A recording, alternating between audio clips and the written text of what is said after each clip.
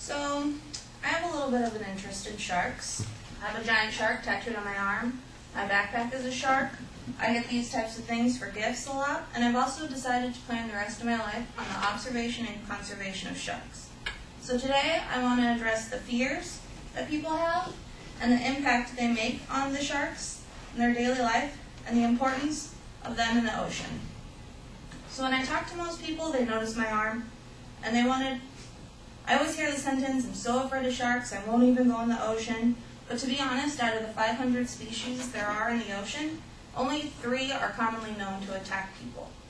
The first one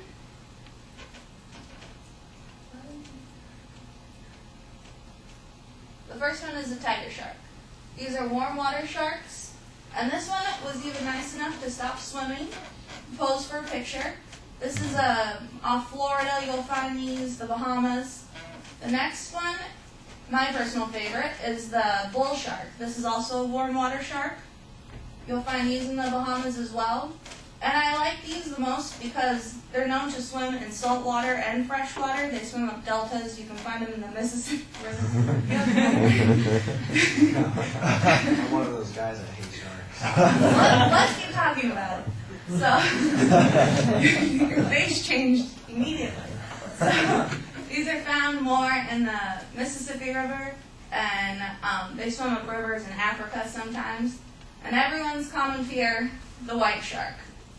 They're the biggest. They're also off California, so we're affected by them. And the movie that gets most credit for the fear of white sharks is this one. Has everybody seen it? Yeah. I have a friend who's never seen Jaws, and I almost befriended her. And every time I always see this picture, I always picture the old ladies running up and down the beach looking for their kids that have just been mauled by, the 30-foot white shark. But even if they found him, they probably look like this guy. He was attacked by a white shark off of Florida, but he's still alive. He still has his arm and a pretty cool scar. If you want to show that off in a bar, you'll probably get a free drink or two. So, really can't be afraid of them.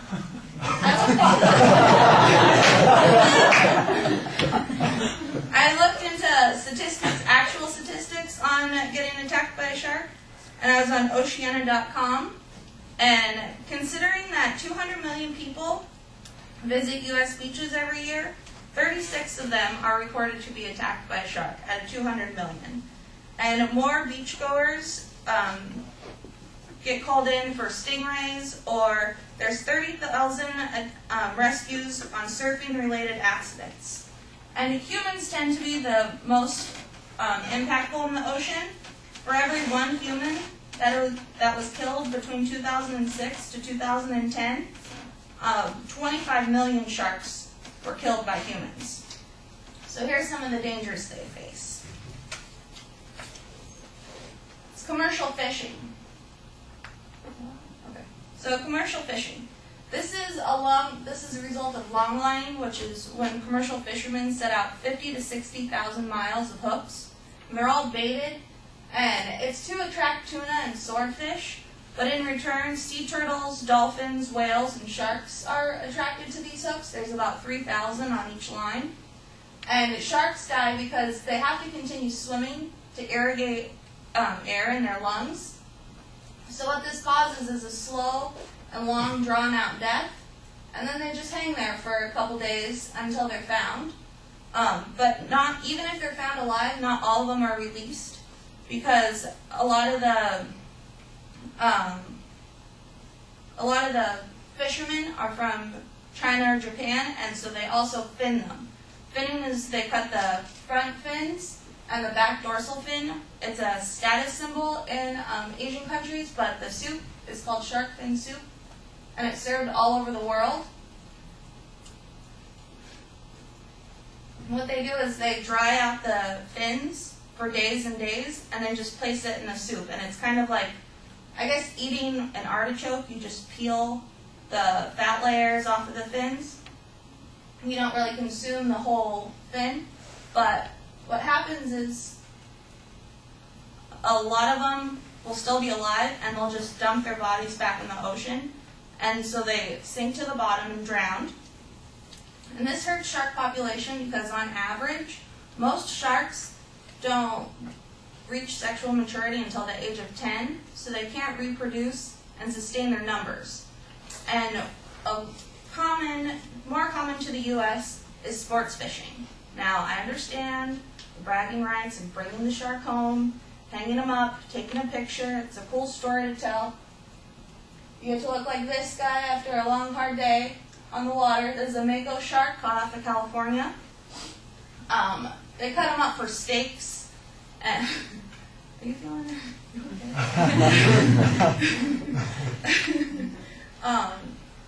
And it's a very proud moment, I get it, but we need them. They're important to the ocean.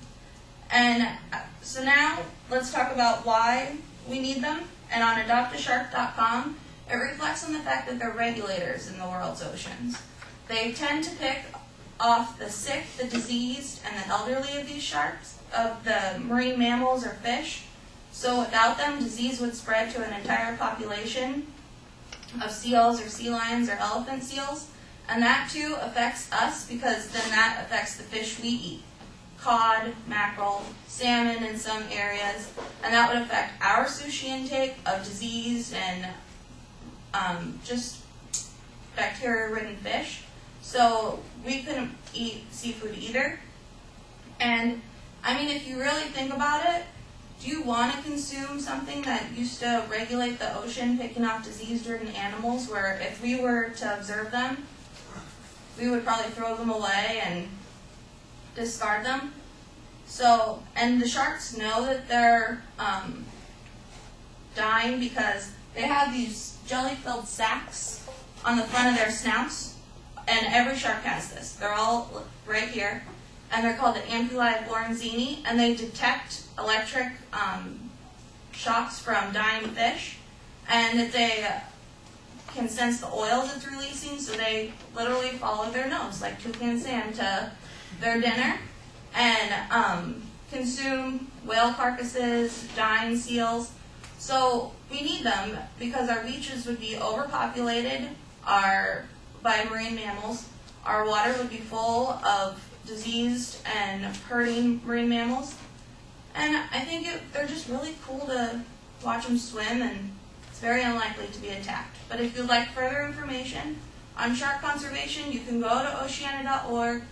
SeaShepherd.com has a bunch of information, or adoptashark.com. Thank you.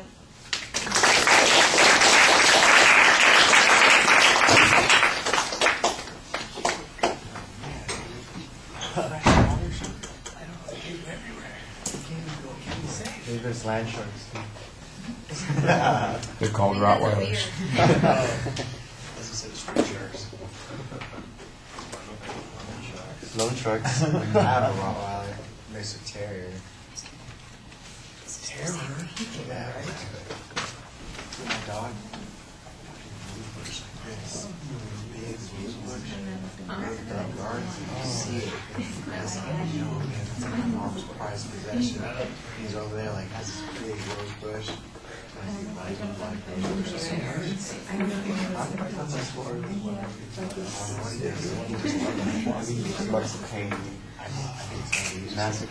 Ashish, are you here? No? He hasn't been here for a while, actually. Has he vanished from our class? That's possible. That does happen. I know. Our group chased him away. He Okay. didn't like us very much. All right, well, Amy, I'll tell you what I thought. Look, I think you have a nice personable way that you introduce the subject. You're using your own experience and interest in the subject. Very clear what the topic is. You did a good job identifying that. The exact goal, I still think, needs to be a little bit sharper, but there's an excellent justification and a very solid setup of what the secondary points are going to be.